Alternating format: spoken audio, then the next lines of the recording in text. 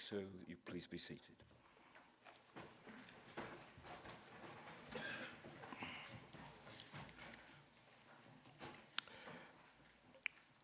Just a few items of housekeeping. The proceedings this morning will be live streamed and recorded. Please note that there isn't a fire drill or fire alarm test planned. In the event of the fire alarm sounding, please leave by the nearest fire exit and make your way to the car park at the front of county offices. Members should be mindful that the high-performing loop system is sensitive to any noise in the chamber. Ambient sound from the chamber immediately prior to meetings and during open sessions may be picked up by the loop, and therefore councillors should conduct private conversations outside of the chamber. The loop will be muted at the close of the meeting. If a member would like to speak, they should raise their hand so it could clearly be seen, and I'm sure I don't need to remind you how to operate the microphones. If we go on to the order of proceedings, can I ask the Chief Executive, Debbie Barnes, to report any apologies for absence, please? Thank you very much. We've received apologies from Councillor Danny Brooks, Councillor Carrington, Councillor Chapman, Councillor Collier, Councillor Dyer, Councillor Litchfield, Councillor Parkinson, Councillor Rowe, Councillor Woodruff and Councillor Wright. Thank you. Can I ask, is there any other abstentions? No? I'm sorry. Apologies? No? Right, thank you. So we'll move on to declaration of councillors' interests. Do councillors have any further interests that they would like to declare? No, so taking that, we'll move on to the main item of business today, which is the item 3, the local government reorganisation, the your Lincolnshire proposal. Can I remind members that during this debate, we are looking at this particular proposal and not those which exist outside this chamber. Clearly, some people might want to refer to those, but we're not here to discuss those in detail. The discussion on detail should be for the one which we are being put forward today. So I believe a report has been circulated by the Chief Executive, and at the end of this, your papers, you will see the comments from yesterday's Overview and Scrutiny Management Board. So do I have a proposer? Councillor Gribson. Thank you, Chairman. Chairman, this report presents Lincolnshire County Council's proposal for local government reorganisation for consideration by this council. Known as Your Lincolnshire, it is a proposal that we believe will strengthen, simplify and save for families, communities and our county. Chairman, the government has invited councils across Lincolnshire to submit proposals for local government reorganisation by the 28th of November. The invitation is for each council to submit a single proposal. We expect 3 of the proposals to be submitted from councils in Lincolnshire. I'm aware that some members may have a preference not to reorganise the local councils. However, if we want to ensure the best possible arrangements for Lincolnshire, then it's important that we respond to the government's invitation. Ultimately, how this council responds to the invitation is an executive decision, and the papers for today's meeting are set out the report that I'll be considering in due course. However, it's important that the paper is scrutinised by the whole council as it affects every corner of this county. Yesterday, the Overview and Scrutiny Management Board carried out pre-decision scrutiny on the proposed decision, and their comments have been included with today's order paper. The views of those put forward by Council today will be considered as part of the decision-making process. Today's paper includes the Your Lincolnshire proposal, which I'm sure everybody's read several times, all 242 pages. This is the culmination of months of work building on the interim plan for local government reorganisation that the Council submitted this year in March. It draws on expertise from across the Council from the views of service users, residents and partners. It has been supported by external specialists and draws on lessons learned from those areas that have gone through LGR already. The Your Lincolnshire proposal sets out a positive case to establish a single tier of local government within Greater Lincolnshire. By retaining the 2 unitary councils in the North and North East Lincolnshire and bringing together the 7 districts with Lincolnshire County Council to create a new whole Lincolnshire unitary council. The proposal is estimated to cost £25.89 million and provide estimated recurring benefits of £46.44 million. A detailed financial case is set out within the papers. The proposal aims to strengthen our foundation for the future, delivering high-quality, resilient services that are financially sustainable, can drive economic growth and give communities a stronger voice. It aims to simplify services for residents through clearer structures that will enable residents to know exactly who to contact and how to access support quickly. It aims to save money by delivering better value for residents, reducing duplication and red tape, to enable more efficient and cost-effective operations, providing savings that could be reinvested into frontline services, ensuring communities benefit directly. Your Lincolnshire sets out a detailed context of LGR, including the strengths and achievements of Lincolnshire, challenges facing the county, and it makes the case for change in local government. Chairman, our proposal sets out the 6 government criteria and how your Lincolnshire proposal meets them, including establishing a single tier of local government over a sensible area, right size of local government to achieve efficiencies and withstand financial shocks, meeting the government's suggested minimum population. Prioritise the delivery of high quality and sustainable public services to citizens by bringing together services and not separating them. Meeting local need by putting forward a plan that addresses the issues raised by residents through the extensive public engagement that took part throughout the county. By supporting devolution, and lastly, by enabling stronger community and neighbourhood empowerment. The government also invited each council to provide an option appraisal as part of the proposal, which has been included and offers an assessment of other proposals in Lincolnshire as they were best understood at the time this report was published. Following from the 28th of November deadline, we expect the government to carry out an initial appraisal of proposals received and determine which one it will consult on in the new year. Following the consultation, government is expected to indicate which proposal will be progressed in July 26. A draft order will then be prepared late summer, early autumn, enabling shadow elections to take part in May 27 and the establishment of new councils in May 28. Chairman, the report also includes a number of supporting documents that underpin the proposal. These are set out in the appendices and I draw councillors' attention to them, including the independent analysis of the responses to the County Council's engagement, which is a very accurate reflection of many views I heard on the drop-in events throughout the county. Chairman, before I move the recommendation, could I just thank our CEO, Debbie Barnes, our officers, Claire Rowley, Matthew Garrard, Sadie Rossington, Jessica Parker and Dan Larkin, and anyone else that has been involved. It really has been a team effort. Chairman, I move the recommendations and welcome members' points of view. Thank you, Councillor Gibson. Do I have a seconder? Councillor Matthews. Thank you, Chairman. I reserve the right to make my comments at the end of the meeting. Thank you very much. That means that we now move to the debate, and if I could ask Councillor Davis to speak first. Thank you, Mr. Chairman, and thank you, Councillor Gibson, for introducing this document. I think first and foremost we'd start by saying, yes, completely agree with you. The document is by no means perfect. No plan survives first contact with the enemy. But the reality is local government across the UK, Mr. Chairman, I think you probably agree, is broken in large part. Not intentionally. It's not broken because somebody sought to undermine it, but it's broken by virtue of history and challenges around delivery. I think it's been fascinating watching, with the greatest respect, new face, fresh faces, some less fresh than they were 6 months ago, come into the chamber and see how things are set up, and largely to a man and woman have gone, this is a bit bonkers, the way local government operates in Lincolnshire.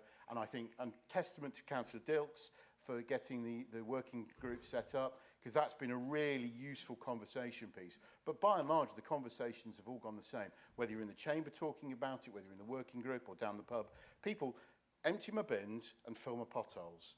As long as there's a telephone number and somebody I can speak to or somewhere I can call in to get those things done, I don't mind too much who's doing it. Frankly, if you could do it a little bit better without as much red tape, then that'd be a great thing.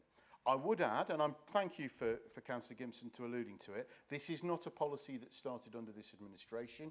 You're calling it your council. I think we call it the continuity model. But the reality is it is a model that protects those core services that vulnerable people across Lincolnshire need, but will drive change.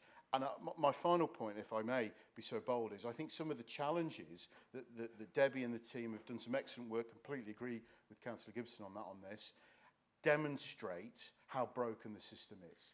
The fact that we've struggled to get basic facts and figures out of authorities, people couldn't stand by some of the agreements that were made in terms of how this process was rolled out, shows how the system is broken. Redcliffe Moor failed in 73, 74 across much of the country. Hopefully this opportunity isn't missed, but absolutely agree and we're happy to support. So thank you for the work you've all done on this. Thank you, Councillor Davis. Have we any other speakers? Councillor Catton.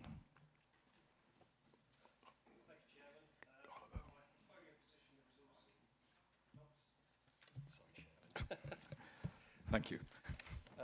Chair, from my portfolio position of resources, the proposal laid out today for a single unitary for Lincolnshire when compared to other options within this paper indicates the best financial outcome of producing long-term savings that can be spent on the rising demands for all our services.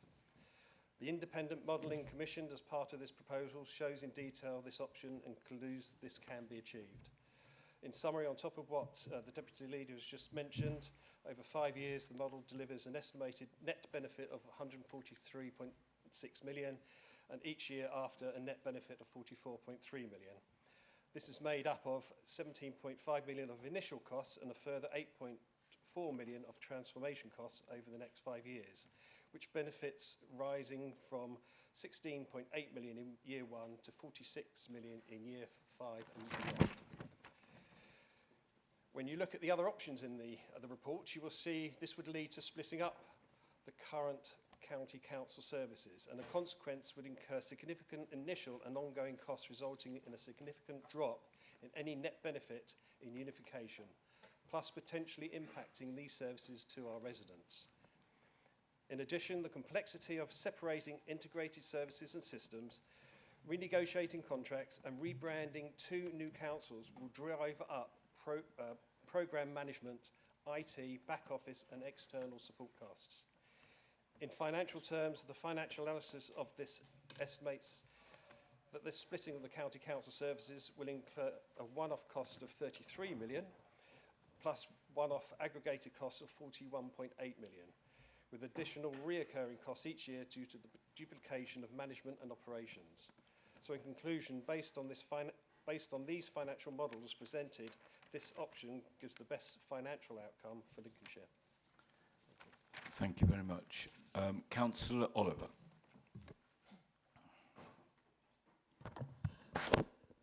Thank you, Chair. As lead member for Children's Services, I have focused on what will protect children and young people in Lincolnshire over the long term. We have a single integrated children's service that is currently judged outstanding and is built around one Lincolnshire footprint with our partners in health, police, schools and the voluntary sector. The Your Lincolnshire single unitary model preserves that coherence. It keeps one set of safeguarding arrangements, one SEND system and one set of relationships with schools, rather than fragmenting responsibility across several new authorities.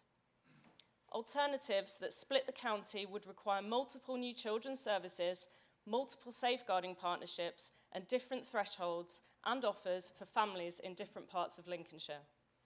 In my view, that introduces avoidable risk for our most vulnerable children and for the stability of services that are currently performing really well. It will be a huge distraction for all of the staff, from the director right down to individual practitioners, who will all be forced to form into new teams with new policies and new leaders.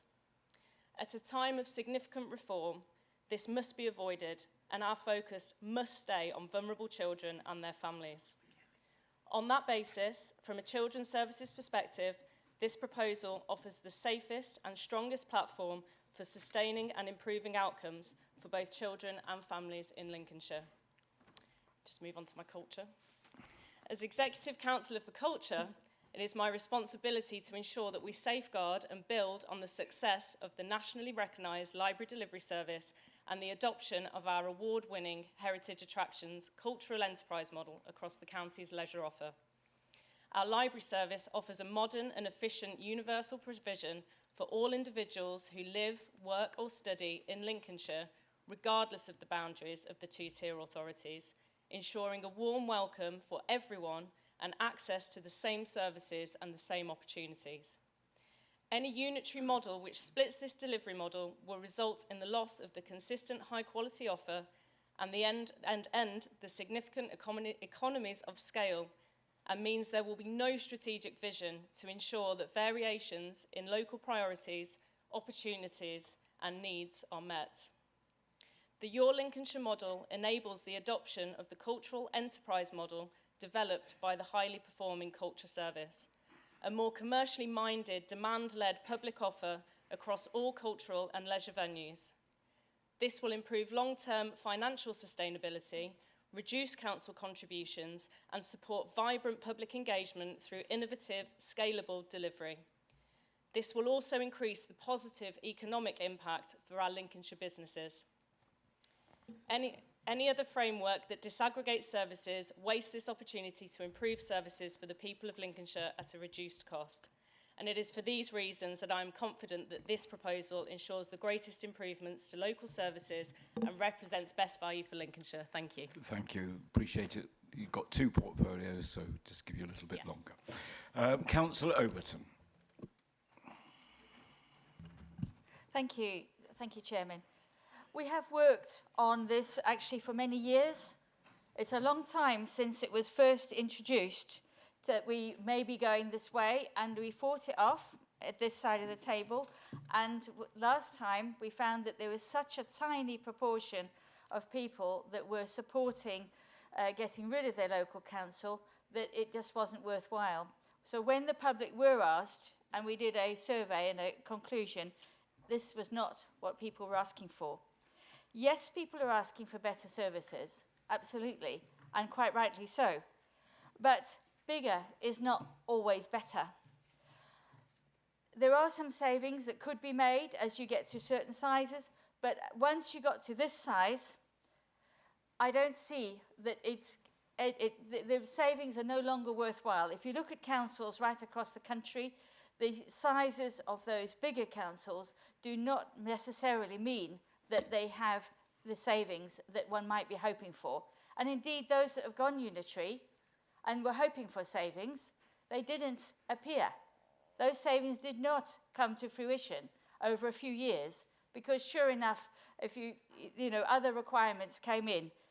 Yes, it might be an excuse, an opportunity to make changes in terms of reducing staff or reducing services. That change can create opportunities for reductions in service. That's true.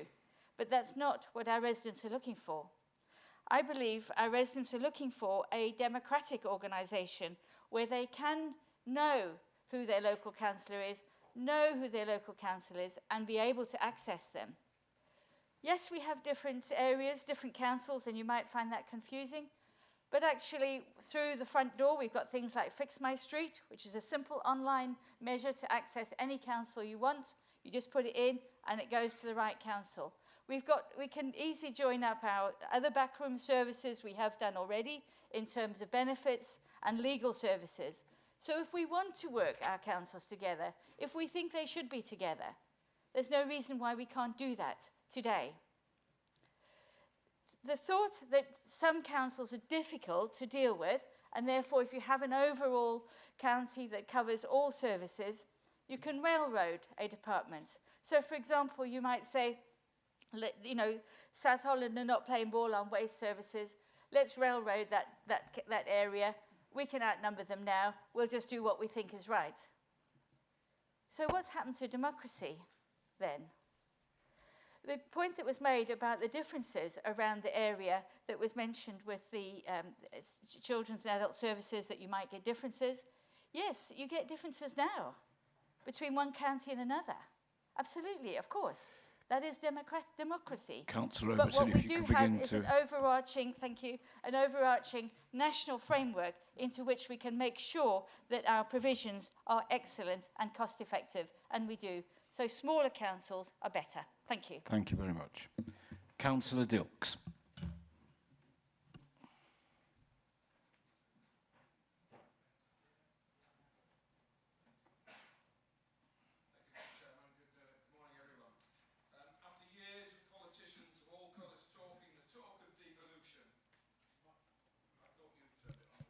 Oh, I do apologise.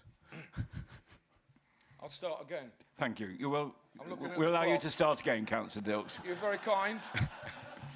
And you can have an extra 10 seconds at the end as well for being a After good years of politicians of all colours talking the talk of devolution, remember it was going to deliver decision-making closer to the people whose lives they affect. All the options now being promoted across our county by us in here today and the districts are precisely the reverse of devolution.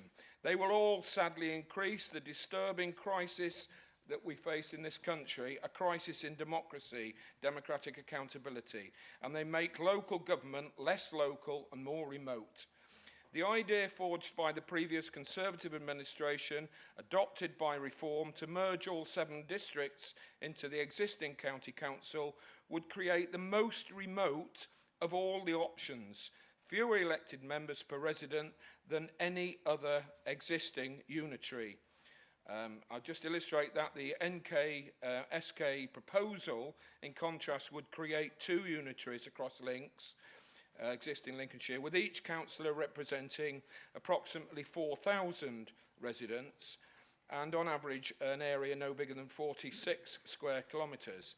The model that we're being asked to adopt today proposes each councillor covering an area almost double the NKSK proposal, and more than double the 4,000 electors, over 8,000, a wholly unprecedented ratio in our country today. In fairness, this is recognised, this democratic deficit was recognised in a speech I heard the leader of our council, this council, make earlier this week, when he admitted that he was concerned, at least, that the reorganisation would lead to a loss of many district councillors across Lincolnshire, the people, he said, who had their feet on the ground. I'd invite him to, when he speaks, to elaborate further, if he would, on those thoughts. Sorry, I do apologise. We've seen a growing worrying crisis in accountability. We've seen people, more people than ever, are disengaged in the political life of this country, nationally or locally. People have less trust in politicians, local or national, and I'm deeply worried that this proposal would lead to a serious diminution of democratic accountability and further separate people from those making the decisions that affect them. Between the 8 councils across Lincolnshire that have looked at this, I gather they've spent well over £1 million so far of public money putting together the various business cases. And the irony is that it appears that this county council has spent most to demonstrate that their plan is the one that will save most. That doesn't really add up to me.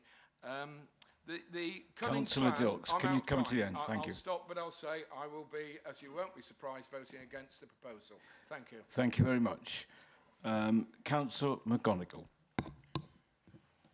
Thank you, Chair. And it was really good to see you at the Long Service Awards last night. I know that your attendance was very much appreciated, so thank you for coming. As the Executive Councillor for Fire and Rescue Service and Emergency Planning, my responsibilities are focused on having the most effective structure and resources to keep the people of Lincolnshire safe from the impacts of fires and other emergencies. Our operational effectiveness benefits from a consistent and coordinated approach to governance, planning and service delivery. Fragmentation of the county would risk undermining the integrated partnerships we rely on to protect lives and property. The Your Lincolnshire model gives full autonomy for myself and the fire authorities to strategically plan, resource and support the full range of statutory duties of the Fire and Rescue Service. The potential duplication of governance functions covering budget settings and oversight of delivery of LFR's strategic objectives threatens to erode existing efficiencies. The loss of economies of scale inherent in single county-wide services is likely to increase the financial demand on the provision of the fire and rescue services. I'm confident that this proposal will strengthen Lincolnshire's ability to meet challenges and deliver high-quality services to its residents, and that's why I'll be supporting this. Thank you, Chair. Thank you very much. If we can move to Councillor Clegg, please.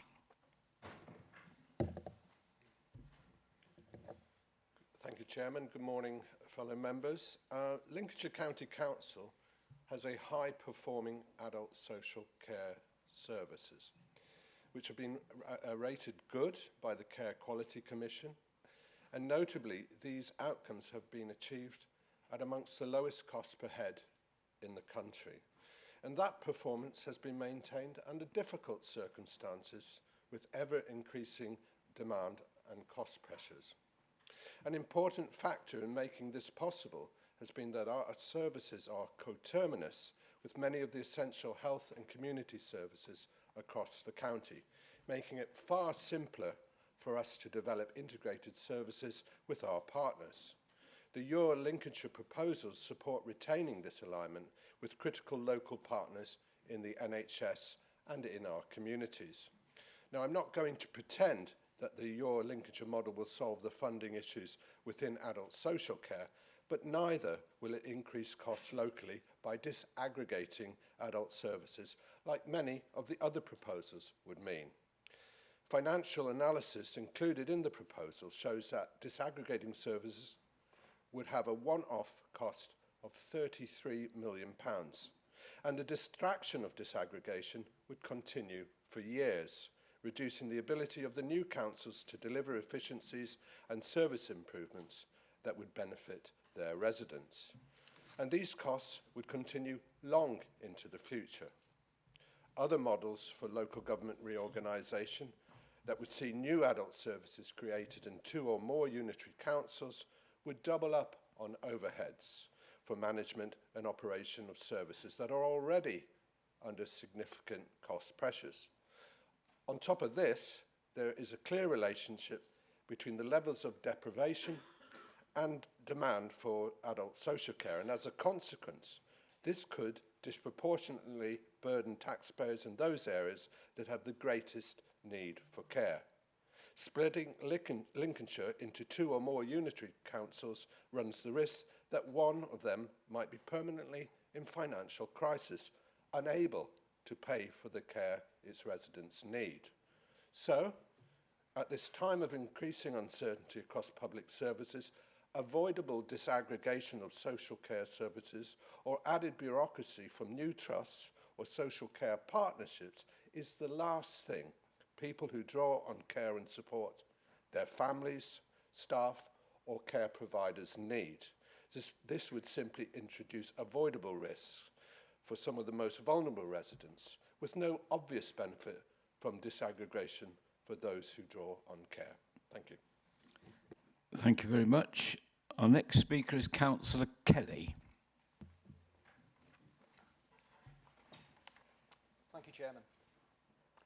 It has been my pleasure to chair the cross-party working group on local government reorganisation, which has informed the development of this proposal.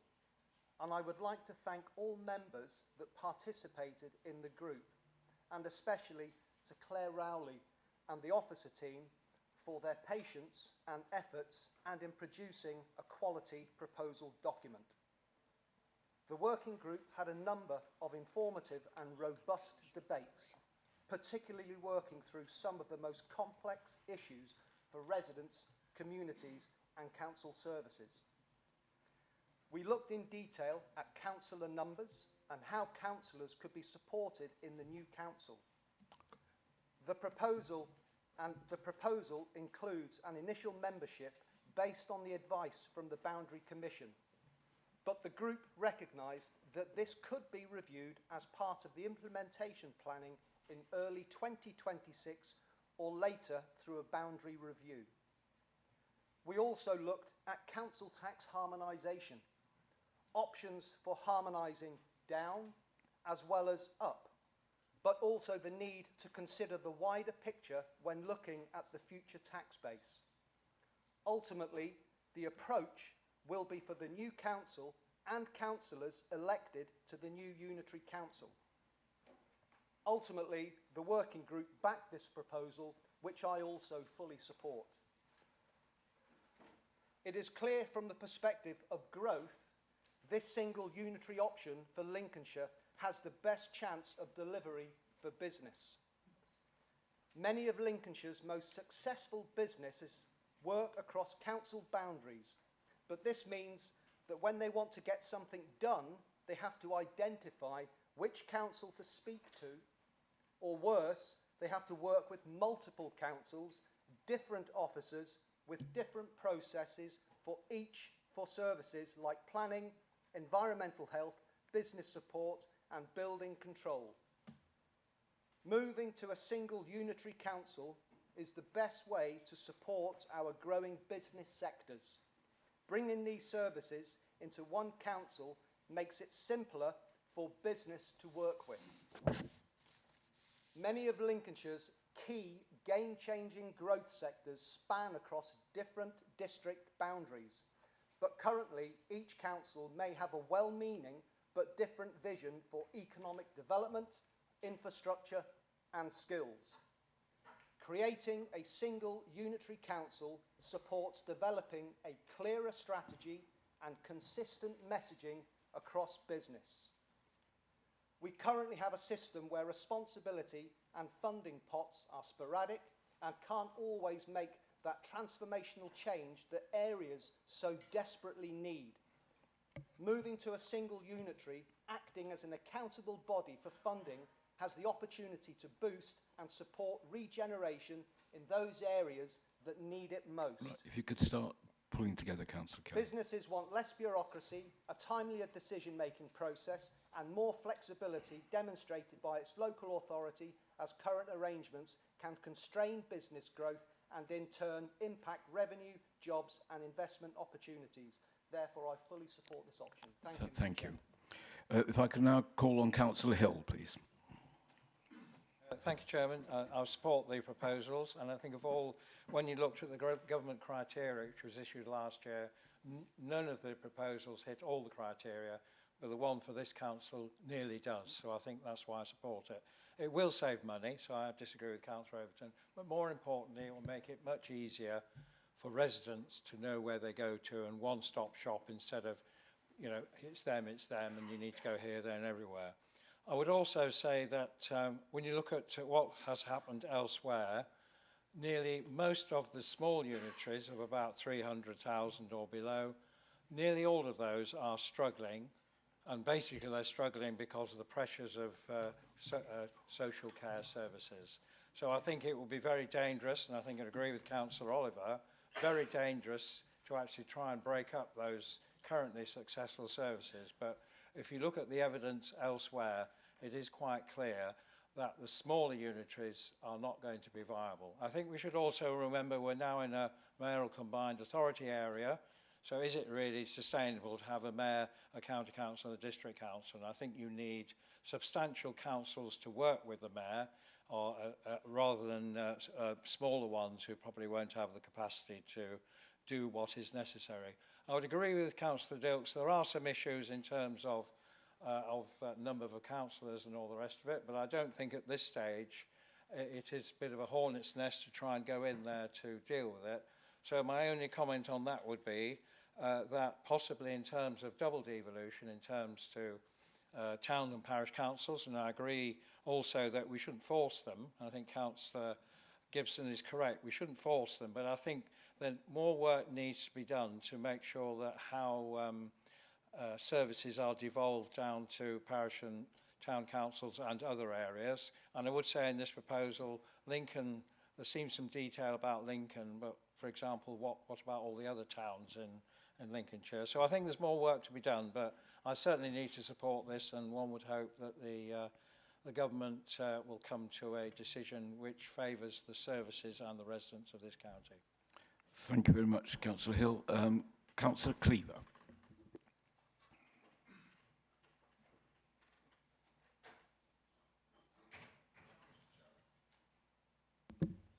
Thank you, Mr. Chairman.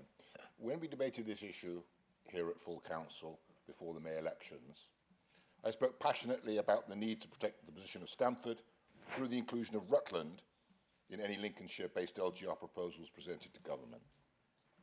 My Stamford division is rectangular in shape. It borders Rutland on two sides and Peterborough on one side. The built-up area of Stamford already extends into Rutland. It is utterly incompatible with the criteria for LGR to have an urban settlement straddling two unitaries. Furthermore, it is also incompatible with the LGR criteria for any future Leicestershire-based mayoral authority to have just 10 miles of the A1, a strategic transport artery running just inside its eastern border. The A1 is a strategic road for Lincolnshire, and it must be inside Lincolnshire's boundary from Stamford until it reaches Nottinghamshire. Sadly, for a number of reasons, the inclusion of Rutland has not proven possible at this stage. However, I'm glad that the NK-SK joint proposal has left the door open, stating that our councils remain willing to include Rutland should Rutland County Council and the government agree it's an optimal solution which will be taken forward. This council also should not ignore its responsibilities for the future well-being of one of its key towns, indeed one of its most thriving and beautiful towns, when organisation takes place. The administrative borders around the town are not conducive to efficient and appropriate planning and provision of any public service, including police, fire and NHS services too, for the people of Stamford and the surrounding villages. We must proactively seek to ensure that Stamford and its neighbouring villages' future is not further jeopardised through a rushed and flawed reorganisation imposed upon us by those sitting in Whitehall and Westminster. I therefore intend, with like-minded stakeholders, to petition the Secretary of State to seek the necessary boundary changes to secure appropriate future governance arrangements for both Stamford and the A1. I hope this Council will support me in this. As with the proposition before us, it is right to seek to replace LCC with smaller unitary authorities. Local councils should remain local. A 400,000 population is quite large enough. A single Lincolnshire proposal would have a population of 780,000 people, which is far too big. Such a council would be too remote. A large corporate leviathan imposing one-size-fits-all policies across our diverse county with local individual needs drowned out, and councillors with huge divisions being unable to cope adequately with a huge workload. So I cannot support this proposal. Thank you, Mr. Chairman. Thank you. And if I could remind people, we are here looking at the County Council proposal when we come to make our decisions, and if we could stick to that in the debate, I think we'd all be appreciative. Councillor Bowles. Thank you, Chairman. I am one of those that Councillor Gibson described in his introduction who is firmly opposed to all of this, and proudly so, and that position hasn't changed, so nobody will be surprised to know that I vote against this. I do support most of the comments made by the colleagues to my left on the reasons why, but my main concern and reason, and I'm pleased to, that Councillor Kelly and the working group have noticed this and recognised it, is the representation and the democracy of these plans. As it would stand, you would have one councillor representing huge areas. My county council division is urban. It's not spread out like a great deal of you guys, but it is still a massive area to cover with a lot of residents to represent. My division is split across 2 district wards. So we have me as a county councillor, and then we have 6 district councillors in that area. They do a lot of work, under this proposal, they would disappear and that work would all fall to whoever was the councillor in that area. The whole reason I stood for election 15 years ago as a late 20-year-old was because I was, no disrespect to anybody in the room who was a councillor at those times, I was disillusioned with grey-haired old men making decisions that I didn't think represented people of my age. Not looking at you, Councillor Gibson. And my fear is we are going back to those days. I work full-time, I have a young family, I have other commitments. For me, hand on heart, to say I could represent an area of that big, I don't think I could. I probably would not stand, because if I do a job, I want to do it properly and do it well. And I don't think, hand on heart, I could do my residents justice representing such a large area alone. And my fear is we go back to the same position where your councillors will be retired and rich. That is not representative of the people I represent. And therefore, I don't think these proposals are democratic and represent our residents. I am pleased to hear what Councillor Kelly said, that this could be looked at, and I would really urge, as this proposal goes forward, which it obviously will, that is given some serious consideration, because I think residents deserve that. I do have to shoot to a funeral shortly, Chairman, that's why I'm dressed like this. So if I'm not here, I just want to put it on record that I will be voting against the proposal for those reasons. Thank you. Thank you very much. Noted, Councillor Bowles. I think our next speaker is Councillor Clark. Thank you, Chairman. Speaking on behalf of the residents who elected me back in 2009, that's 16 years representing an area, and that's what my comments are going to be based on today. Having read the proposals for reorganisations of the county and the city, I feel the interest of the residents that voted for me is better under the city proposal. Local connection is the important fact. The Lincoln proposal gives that, in fact, strengthens the sense of connectable due to residents being closer to the decisions being made. Turning to the proposals today. Councillor Bean.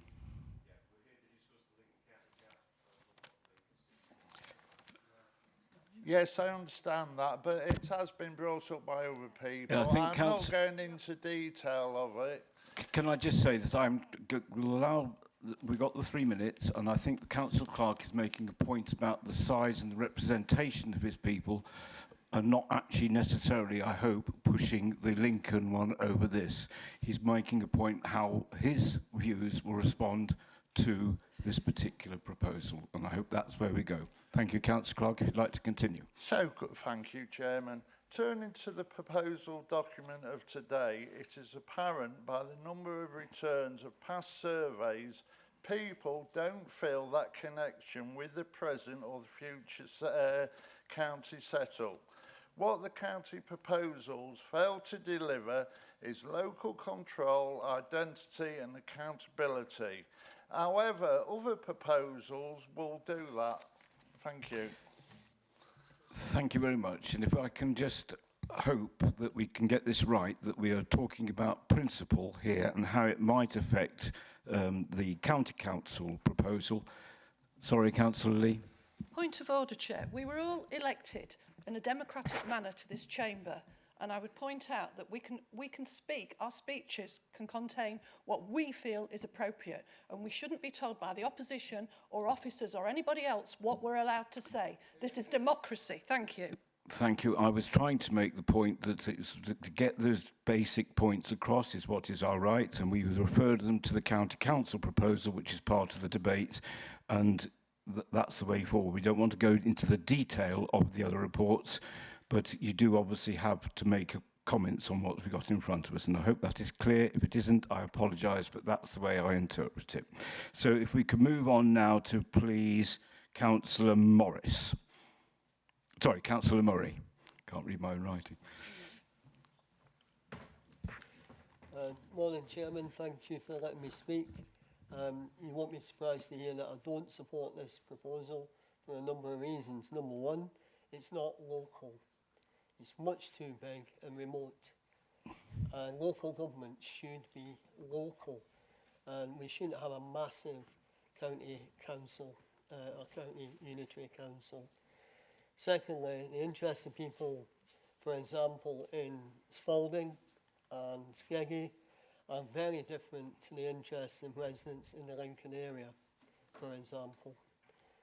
A massive rural council would not serve the interests of the people who live in Carham division that I represent. The people I represent live in an urban setting, and this proposal will simply continue the 50 years we've had of neglect of Lincoln City's interests, so I don't support it. Thank you very much. The next speaker is Councillor Corey.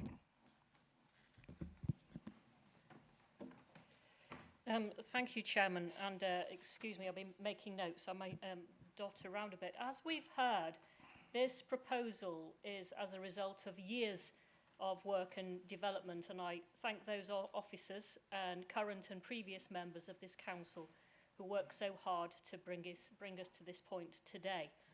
We're not getting rid of our council. We are proposing a transformation of how services are delivered and how our partnerships are managed. We've heard a lot about self-interest, but this is not about us. This is about our communities. It's about our service delivery. And this proposal puts our communities and individual service users at the centre of our decision making, and it will support continuity of our excellent services. We've heard from colleagues opposite just how well run this council services are. Thank you for noting that. And surely, Chairman, this is testament to the ability of members and officers in this authority and others from other authorities in Lincolnshire who want to come with us, of our ability to deliver these services for the whole of Lincolnshire and to make sure the new local authority, the new unitary authority, is as successful, if not more so. And also we've heard that the new unitary authority might be too big, but since the current local government boundaries were conceived in 1972, technology's moved on a bit. So I think in terms of communicating and feeling connected with our communities, I think I don't think I can support that line of thinking. And as for the governance model, Chairman, we have to take this difficult but decisive step towards true local decision making and to take that power away from Westminster. We all know that we're in a highly centralised governance model in England, and this is a decisive step towards demonstrating that we have the will to work together and the ability to have subsidiarity in our governance. So I'm happy to support this proposal, Chairman, as a demonstration of our ability to develop and lead viable, sustainable local services. Thank you, Chairman. Thank you, Councillor Corey. I think our next speaker is Councillor Baxter.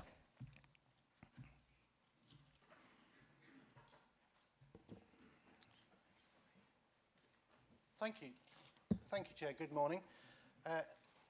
If we can change, what is the least amount of change we can get away with? Reform councillors, you were elected on a platform of shaking things up, but what we are being offered is trying to keep everything much the same. Reform councillors, you've been captured by the county council establishment, accepting without question the reorganisation plans of the previous Conservative administration. This is not reform, this is conform. How much has this proposal cost, Councillor Gibson? How much are the Lincolnshire council taxpayers paying for this proposal? I don't think we'll get a lot of change out of £500,000. The proposal doesn't meet the 6 criteria laid down by the government. In fact, particularly criterion 5, that the proposals should support the devolution arrangements.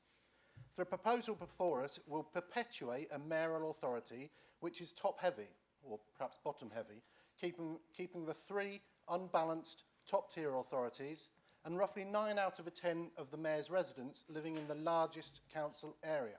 This will create a tension between the mayor and the leader of the largest Lincolnshire authority, or worse, a perception of collusion, especially when the current mayor and leader of the authority are not only in the same party, but were living under the same roof earlier this year. Picking up on Councillor McGonagall's point about fire and rescue, this is a red herring, because the government intends to relocate the sinecure of the Police and Crime Commissioner role across to the mayor. And if they have any sense, they will transfer fire and rescue services at the same time. There is no one in the public gallery today, as per usual, because residents consider the County Council to be remote, unaccountable and irrelevant.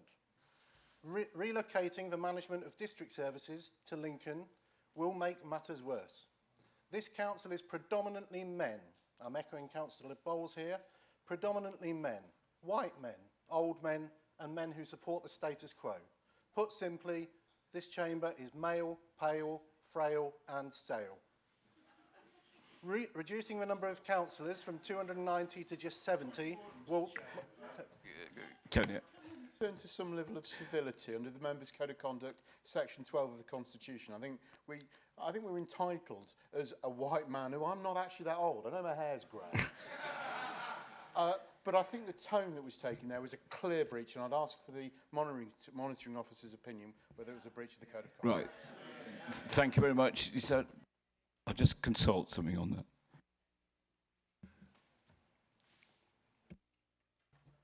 Is that working? Yeah, sorry, Mr. Chairman.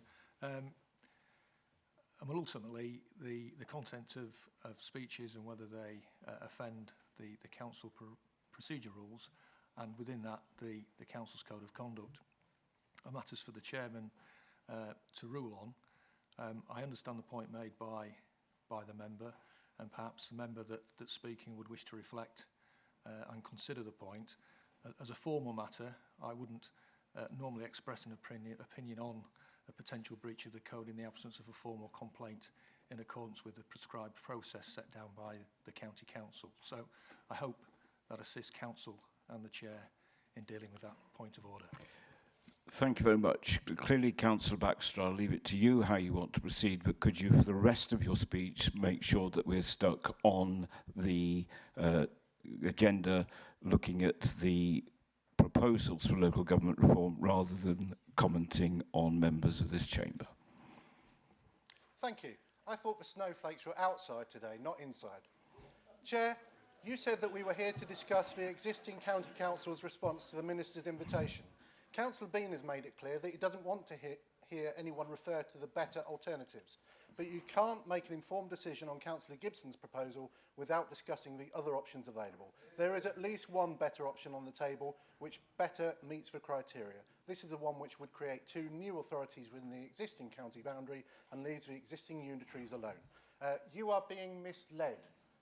If you want to save money in local government, this is not the answer. Thank you, Councillor Baxter. Let's hopefully that the weather will improve. If we could move on then, please. I think it is now Councillor Cook.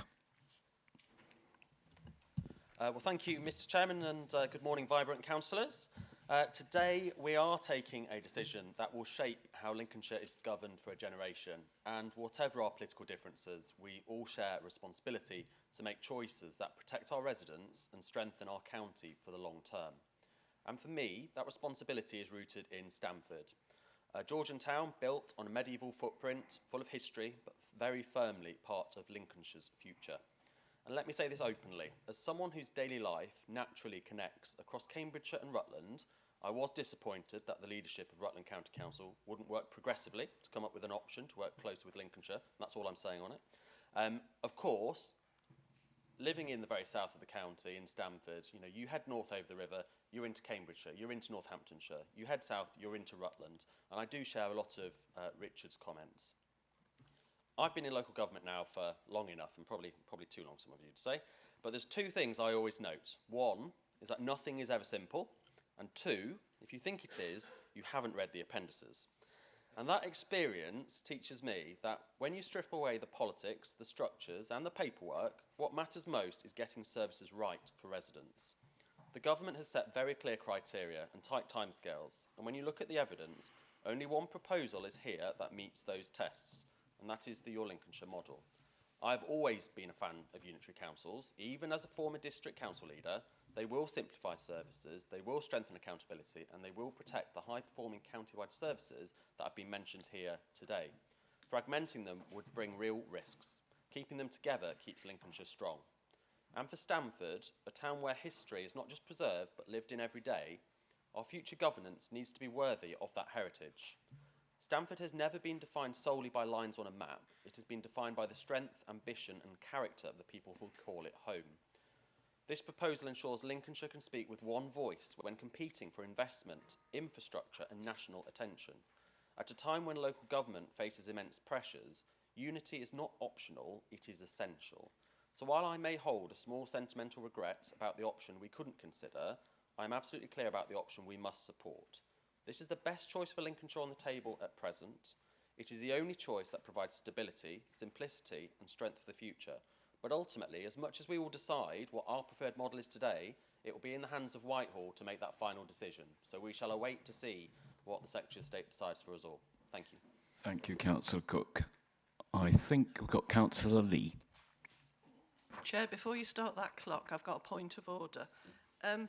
I couldn't hear what the monitoring officer said. I'm sorry, I put my hearing aids in now. I can't hear very well from that distance.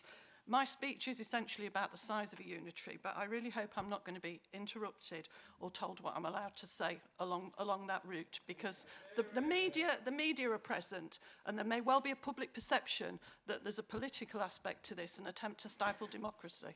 So I'll begin my speech, but please don't interrupt me, because I was elected here and I will say what I want to say. You have your 3 minutes plus a little leeway, as everybody else has. Councillor Lee. I was sent to this chamber by residents of Ermine Cathedral, and I believe that the Lincolnshire County Council proposal is utterly wrong for them and utterly wrong for Lincoln. And key to that is the fact that the creation of a huge unitary authority encompassing areas which are coastal, areas which are rural and areas which are urban doesn't recognise the variance between those distinctly different communities, the way they function and the challenges that they face. Lincoln's unique within the county. It has a rich cultural and historical identity, with a heritage significantly linked with local government and administration. It's the only place in the county, it's not just another town, it's got its own cathedral, castle, Guildhall, 2 universities and a college, a county hospital and the heart centre for the whole of the county. I could go on, but I've only got 3 minutes.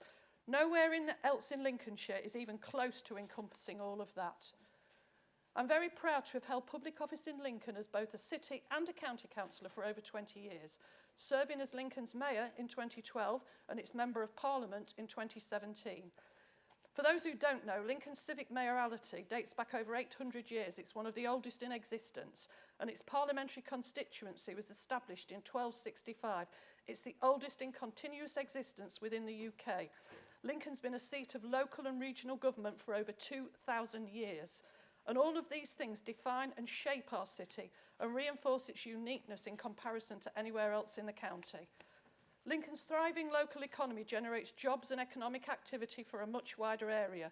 It's distinct within the county, but its challenges too are unique. It has several areas which have greater levels of deprivation than the national average, and that kind of challenge takes very specialised local measures and local knowledge to tackle. So, whatever this AOP might tell us, in my view, the impact of decision-making by a huge unitary LCC on our city would result in meaningful democracy being lost.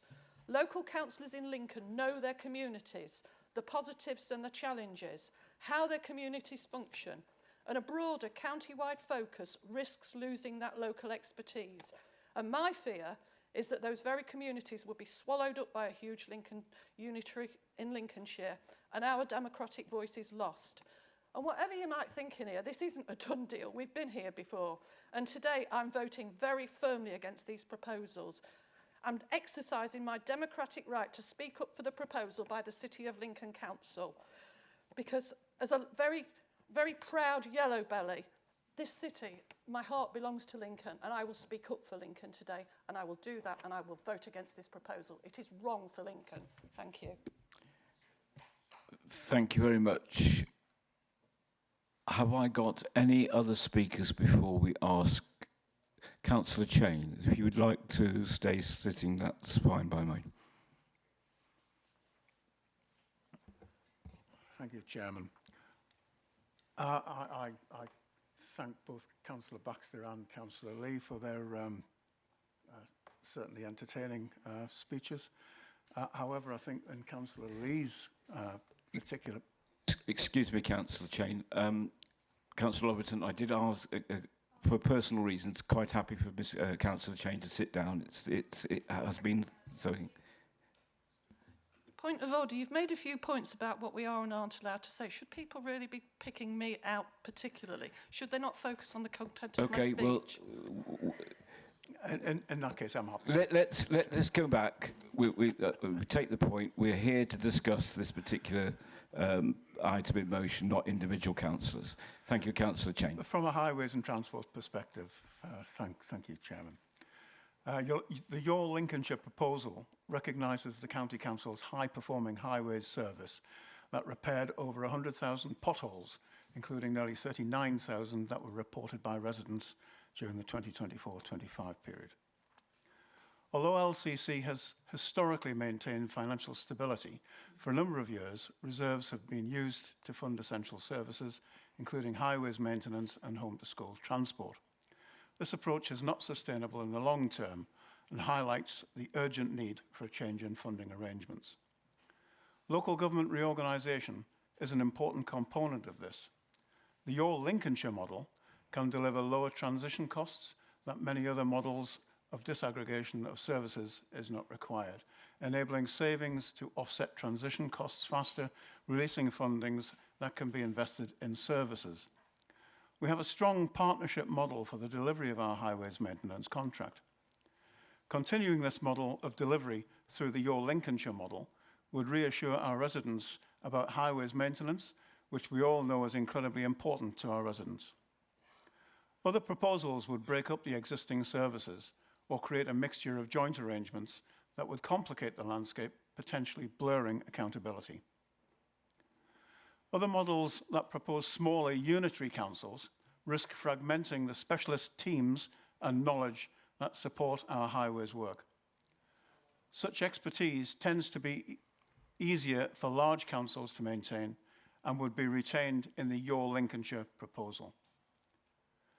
Two or more smaller highways authorities may struggle to procure materials, equipment and contracts at competitive rates, not having the same economies of scale of the existing service. Thank you. Thank you very much. Have I got any other councillors wishing to speak before I ask Councillor Matthews as seconder if you'd like to speak? Well, thank you, Mr. Chairman. Well, that was an interesting debate, wasn't it? Encouraging to hear that when the debate started, the RAF did a flyby. So that's fantastic. I hope that bodes well for the vote that goes on shortly. It is disappointing, I'm afraid, to hear councillors concentrate on single areas within the county. We should be thinking about the county as a whole, thinking about those vulnerable people that certain people care so much about, except when it is to do with their city. So I say this is really important. It saves the services that we do really well on, and any other of the options available, break those up. Now, we weren't, and I certainly wasn't, in any way particularly committed to one option or the other. I was ambivalent about local government reorganisation, and as Councillor Dilk says, I do genuinely have concerns about local democracy. It is scary to think about our local communities being without district councillors. But that's not what this is about. This is about the options that we are being made to do by the government. The former government and now this government, which is pushing it through really, really strongly. So we don't have a choice. We are going to have a unitary authority, or two, or possibly even more than that. And so what we have to do is, whilst we're being forced down that line, we have to look at the best options available for us. And those best possible options is to keep it as simple as possible. That means to say that we keep the wonderful ancient county of Lincolnshire as it is, with the wonderful, beautiful city of Lincoln within it, existing within it, and Stamford. And I take your point about the boundary commissions and getting together with them in the future and trying to sort out that crazy bit of Stamford that isn't quite right. We will get that sorted. But again, that's not for what this debate is about. This debate is what's best for the people of Lincolnshire. And I'm afraid £46 million a year in savings after it's set up is not an insubstantial amount of money. I completely disagree that this is a waste of money. It is a very, very important amount of money that we're saving. And our residents, when we've gone out and spoken to them, have said they want a local government that is simpler.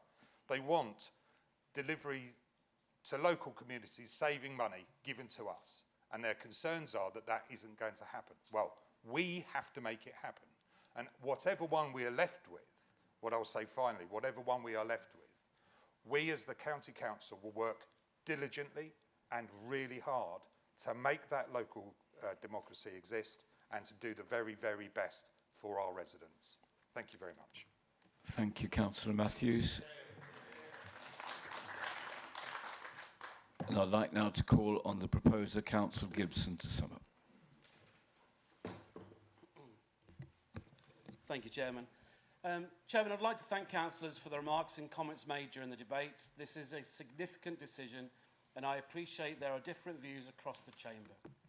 It has been an interesting discussion, and I think the views expressed have been relatively well made and well intended, and will be considered in taking forward a decision to submit a proposal to the Secretary of State. I'd like to thank Councillor Bowles for his honest comments, and I do take on board his comments about keeping it local. I'm not so sure I'll be taking on board his comments about being old and grey. I am still in my 40s, but I am getting there. I will take on board, I'd like to thank Councillor Lee for her comments about, and take on board the comments about recognising Lincoln. It is the jewel in our crown, and we do need to recognise it.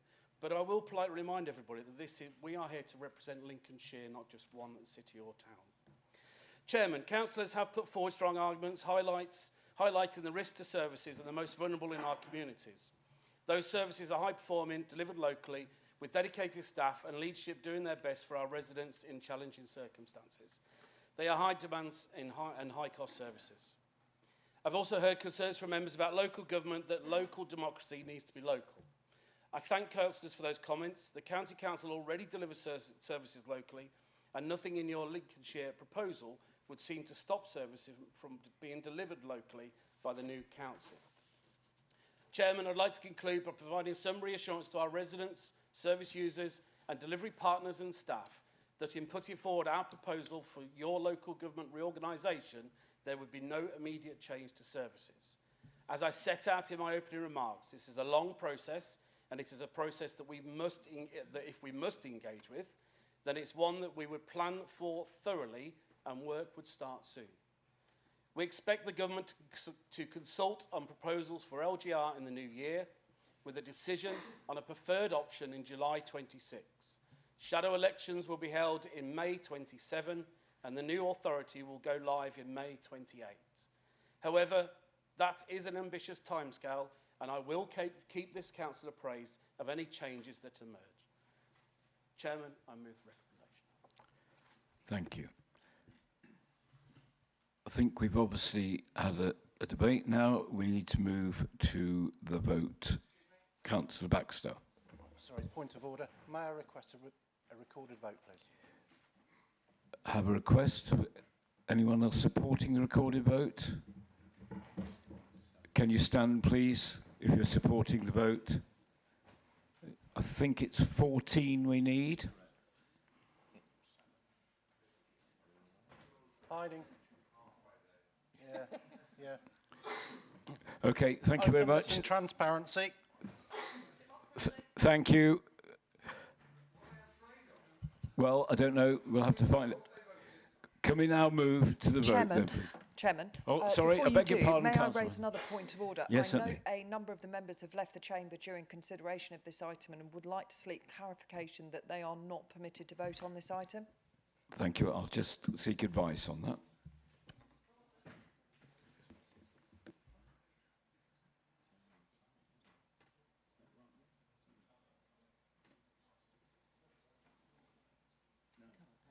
apparently, having consulted the officers, it might be the case in planning, but in the main council meeting, it is that they can actually vote. Councillor Lee. Point of order, Chair, and bear in mind we have got somebody from the press here who's watching every bit of this and it's recorded. This is the biggest change in local government in 50 years. The fact that we've asked for a recorded vote and that has been declined, I think the perception of that might be pretty negative on LCC. We just want the public to know what we think. I take your view, but we are following the Constitution, and the standing orders of the Council are that if you want to go forward, it is 14 members need to support that move. Councillor Overton, if it's something different, please. Just a question. I think we can ask for our individual votes to be recorded. And is this the stage or just after the vote? After the vote, we can ask for them to be recorded, and we will do so because clearly this is to do with the as you say, local democracy and transparency. Right then. I've got a point of order. My point of order, Mr. Chairman, follows the debate that we've just had, and it's been suggested that it was a good debate by a number of people. It wasn't a good debate, in my view, and I question whether it is right that we have come here and we have kept being told throughout that debate that we haven't been allowed to talk about other alternatives to what was being proposed on the papers today. I think that is counter to democracy, personally. And then I've heard a number of people from the administration and elsewhere who were allowed to rubbish certain other alternatives. I'm speaking at the moment, I'll just finish. But they were allowed to rubbish other alternatives, and yet no one else. Now, why are we? Can I we're say not in now, a dictatorship yet. Councillor Dilks? Yes, sir. We hear your views. I take them. I don't think it's actually a point of order, but we hear the views that you've made. I think we do need to move the vote. Well, I'll take Councillor. Mr. Chairman, is asking whether or not that is in fact constitutional. Well, the advice I've been given is that it wasn't, but I accept what you said. You've said it now. It's recorded in public, so we'll move on. Councillor Lee, this is the last item I wish to take before the vote. Right. Well, I would absolutely concur with Councillor Dilks's view. It's the first time, and I've debated in the highest chamber of the land, it's the first time I've ever been told what I'm allowed to talk about. But I would like Councillor Dilks and my own comments to be noted for the record, please. Okay, thank you. I think they'll be on the record because they've been recorded and everything. We will take that point forward. So can I now move that we take this to the vote? And can I first of all ask all those in favour?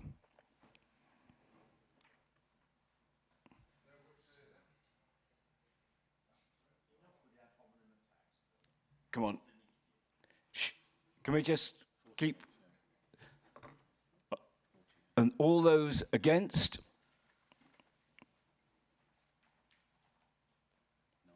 And any abstentions? Right, so that is obviously carried. 48 in favour, 9 against and 1 abstention. And I assume now that we want to make sure that those councillors who wish to have their vote recorded, could they please show? Could I then ask... For simplicity, could I ask now that you put your hands down? Those of you who want to be recorded as voting against, could you please put your hands up?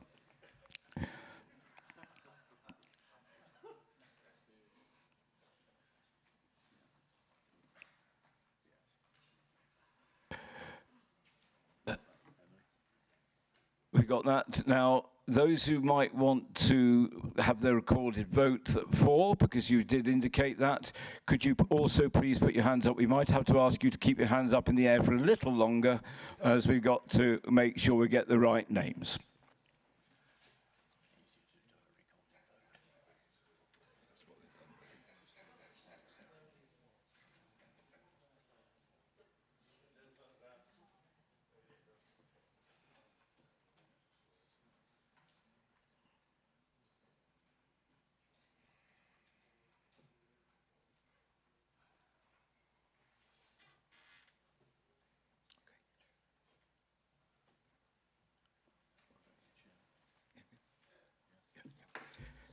Okay, thank you very much. I believe that's been recorded. When the minutes come out, I'm sure members will be able to change. And then if we want those who've been abstained, Councillor Young. Okay, that I think... Sorry, Councillor Matthews. So just a quick point of order. The item today on item 3 was local government reorganisation, your Lincolnshire proposal. I just want that to be recorded, because to say that it is anything to do with cutting back on democracy is outrageous. We were talking about your Lincolnshire proposal. I think we've now finished that item. Let's move on. So I will just say to Councillor McGonigal, I did enjoy last night. It was an awards ceremony. I didn't mention it at the time because, of course, it could reflect on the debate as it was to do with a Lincolnshire-wide group. But it was very enjoyable. Can we move on now to item 4, Councillor Baxter? Chair, could the record please record that Councillor Arundel is the only person who didn't want his vote recorded? Thank you very much. I'm sure that will come through, whatever. And that's apparently not true either. But anyway, let's move on to appointment of the post of Chief Executive. This is a report by the Assistant Director, H&R Organisational Support has been circulated. And it is the appointment of the post of Chief Executive. Do I have a proposer? Councillor Matthews. Right, I don't think I'm going to take 6 minutes, and I also don't think it's going to be quite so lively. And the last one was not a good one. I said lively debate. So upon the recommendation of the Appointments Committee, who sat a couple of times, it is my proposal that we recommend Andrew Crookham as the new Chief Executive. We went through the process. We agreed that Andrew was the ideal candidate, and I look forward to working with him in the future. Andrew will also go on to deal with his replacements, and there will be, further down the line, another appointments committee to go through those restructurings.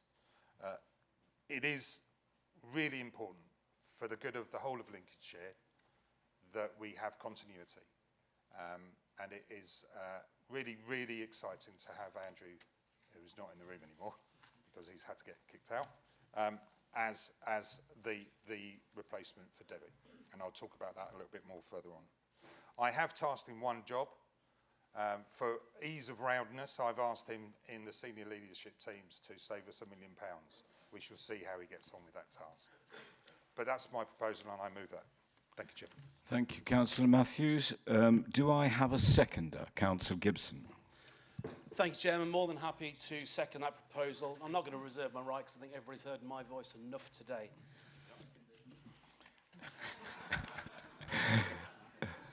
Thank you. I can now open the item for debate, and I would like to ask Councillor Davis. Thank you, Mr. Chairman. I'll keep it brief. I just want to make 3 very brief points. Firstly, I'd like to associate myself with the remarks Councillor Matthews made. Completely agree. If I may, there will be other times, briefly pay tribute to incumbent Chief Executive, Debbie Cook, who's done an outstanding job over the previous... Debbie Barnes, forgive me. Crikey, that was Freudian. An incredible job, aided, with no disrespect to opposition colleagues, by my colleague behind me as leader for nearly 2 decades. The fact that, colleagues, you have taken over a council that you have described yourself, Councillor Matthews, as a well-run council is absolutely testament to Debbie and Martin's leadership. And she has driven this council through some difficult times and some equally lively debates. But the day-to-day business of this organisation is done extraordinarily well, and that's entirely down to the way it's been run so well. Forgive me for this, but I would, and you probably expect me to remind you of comments that you made not a terribly long time ago, and were also featured in quite a prominent part of your campaign literature, where you did mention Debbie Barnes by name, and you also then went on to reference how much the Chief Executive is paid. I'm not going to dwell on the comment, but I think it's fair to say I would hope, Councillor Matthews, lessons have been learned that the comments you made and your party made about how much the Chief Executive was earning, bearing in mind you haven't taken the opportunity to slash the post or the salary, would suggest that with hindsight those comments were probably misplaced, and I would suggest that was a mistake to make that an issue of the election campaign. I would end on a high. I think Andrew Crookham is an absolutely excellent choice. It's a shame he's not here. I realise he's probably left for technical reasons, but he has done an outstanding job at counting the pennies. And local government, as colleagues, and it was really interesting to listen to portfolio holders on the front talk about the importance of value for money. And that comes down to the Section 151 officer. Local government and local government finance isn't sexy. It's not particularly exciting, particularly when it's done well. And having a steady hand on the tiller is really very important. And I think in Andrew, we've got an absolutely excellent candidate. And I can say with a hand on heart, genuinely, we all look forward to working with him, particularly as and when we win the next election. But in the meantime, he's the right candidate. So completely happy to support the recommendation. And thank you, Debbie. And good luck, Andrew. Thank you very much. And of course, it depends which election we have or what we're electing for.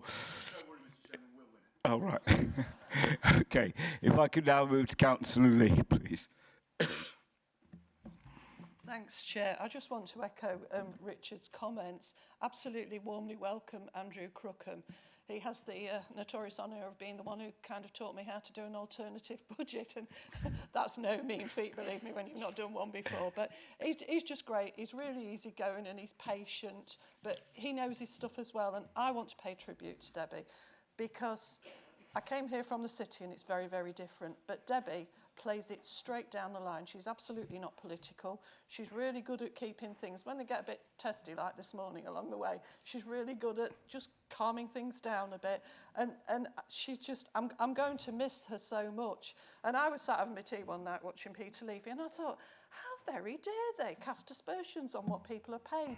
Because you may remember we went to an event in Woodall Spa and I shared a car with Debbie and we were talking about the things that she'd done along the way to being a chief exec. And I know myself, I'd done things before I got to be an MP, but people don't generally know all of that.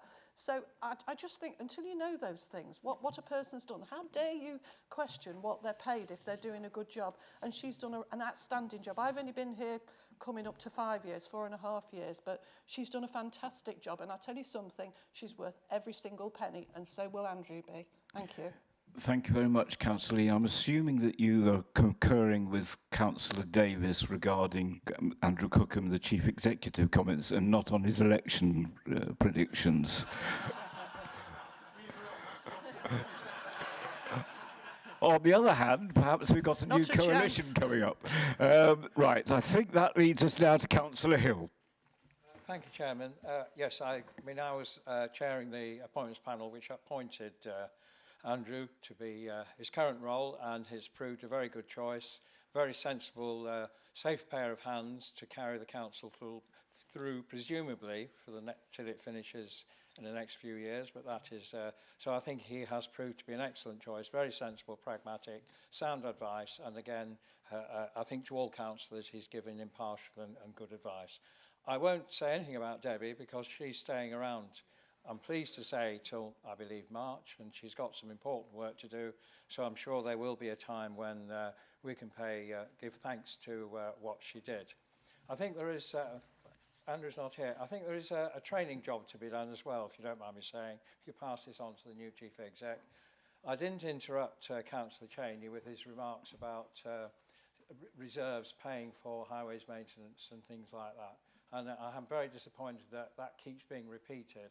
A, it's incorrect, and B, it is highly misleading. So if you could ask the new Chief Executive, or indeed the acting Director of Resources or whatever, that I think there's some more training required, because it's important that national parties make some statements, and I think you need to remember that sometimes locally that's not correct at all. So I'll just make that point now. Thank you.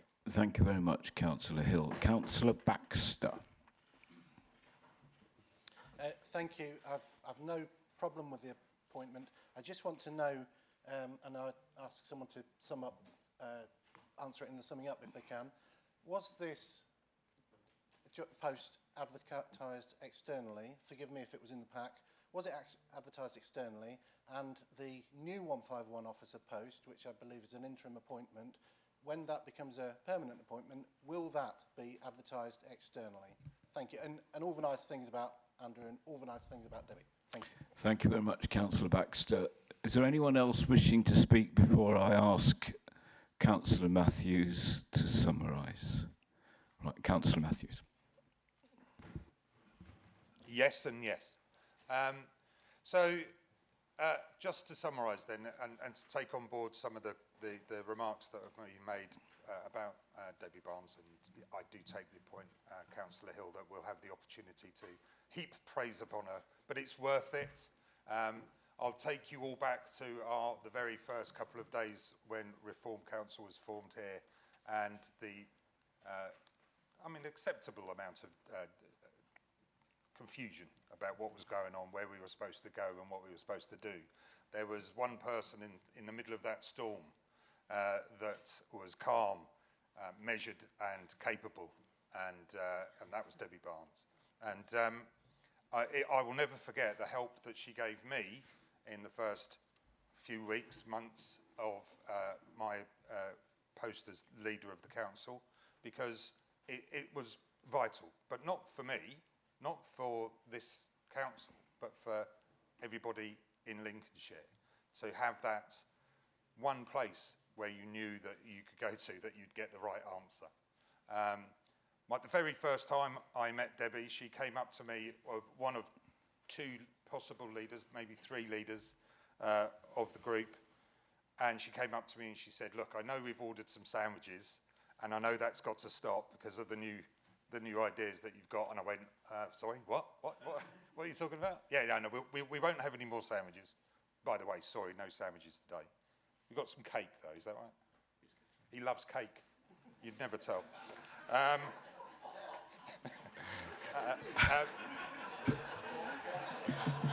Is that a point of order? Point of order, Chairman. I think time is beginning to run out on that. Point of order, please, Chairman. I thought Councillor David Davies made it quite clear that insulting fellow councillors was not good. Yeah. Can I just thank Councillor Hill? I thought you were going to be casting the results of the next election as well, on the colour of the cake you're eating. If we can move on. Chairman, to that point, actually, I'm really looking forward to you defecting over to Reform, because that's clearly the only way you're going to win the next election. Any of them. I will touch on the possibly crass talk about the money, and I never mentioned Debbie in person, but I do think that is a staggering amount of money that all of them earn. But that is the marketplace that we're in, and we are limited by that. We could have, you were on the appointments committee, we could have employed somebody at £50,000 or £60,000 a year. How would that have done any good for us? We need somebody with the ability and the amazing approach that Debbie Barnes has had, and I'm sure Andrew will have as well.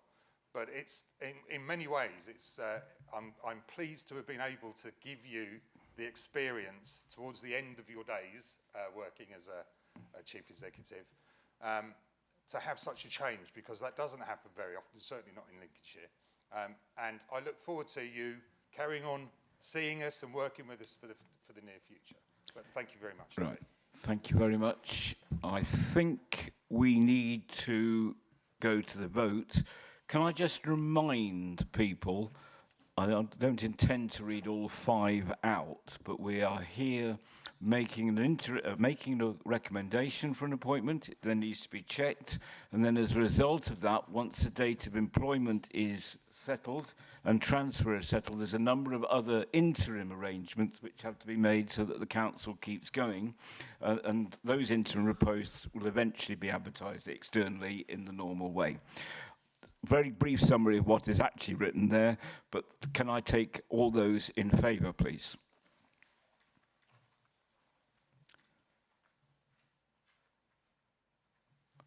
Thank you. Any against? I think that is a unanimous vote. We'll just wait for Andrew to return to the chamber.